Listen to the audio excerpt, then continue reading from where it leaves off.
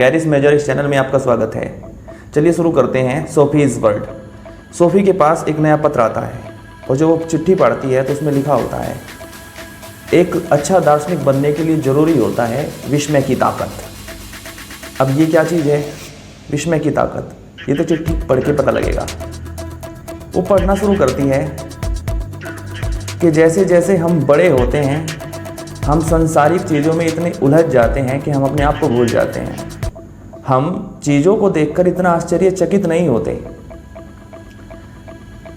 अब आप समझ सकते हैं ये क्या चल रहा है। जैसे हम एग्जाम्पल के तौर पे आपने देखा होगा, आपने क्या देखा होगा, छोटे बच्चे होते हैं, आपने छोटे बच्चे को देखा, जो उनके सोचने की क्षमता होती है भाई बड़ी यूनिक होती है। मतलब सोच के देखो, जब वे इस संसार में आए हैं तो उनको नहीं पता है कि कोई चीज़ कैसी है, उनके लिए हर चीज़ नहीं है। जब वे शुरुआत में किसी कुत्ते को देखते हैं और वो बोलता है भों भों, और सबसे शुरुआत में बच्चा बोलना शुरू करता है भों भों, हमारे लिए कितना यूनिक अनुभव होता है। अब हम बच्चे के दृष्टिकोण से उस बात को समझने का प्रयास करते हैं कि बच्चा जब उस बात को समझता है तो उसके लिए वो चीज़ नहीं है। लेकिन कभी ना कभी हम बच्चे थे, हमारे लिए भी वो चीज़ नहीं थी। लेकिन जैसे जैसे हम संसार में चीज़ों को समझते चले गए हैं तो हमने क्या किया है, हमने मान लिया है कि अरे हाँ ठीक है कुत्ते भौंकते हैं। इसको एक एग्जाम्पल से और समझते हैं। सोचिए एक रसोई घर है और रसोई घर में 3 व्यक्ति हैं। पहला एक व्यक्ति है, दूसरा उसकी पत्नी है और तीसरा उनका छोटा बच्चा है। छोटा बच्चा 1 या 2 साल का है जिसने अभी बोलना सीखा है।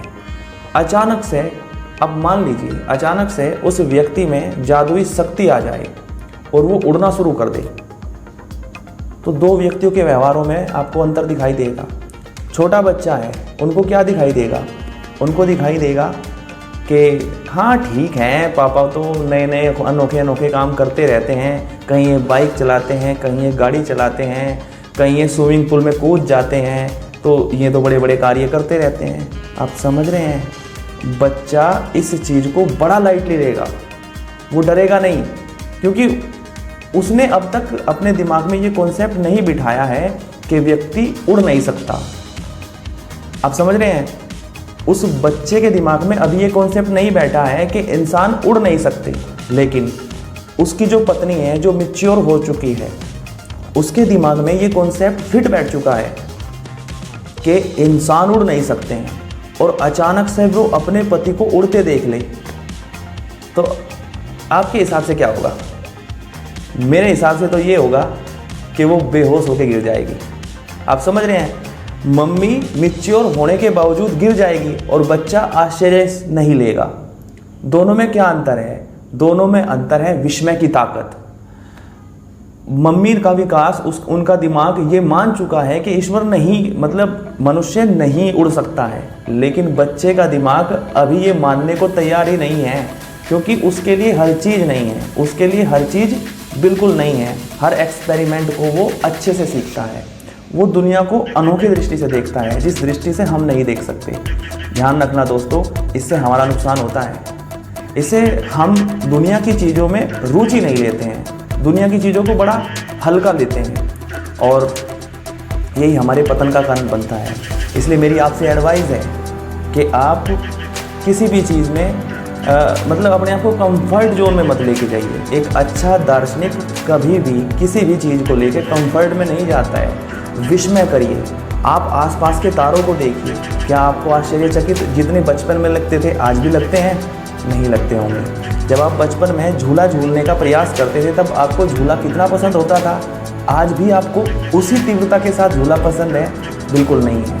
मैं ये नहीं कह रहा हूँ कि अब आप झूला झूलना शुरू कर दें, मैं ये कह रहा हूँ कि आप इस खूबसूरत दुनिया में हैं और इस खूबसूरत दुनिया को बच्चों की नज़र से देखने का प्रयास करिए।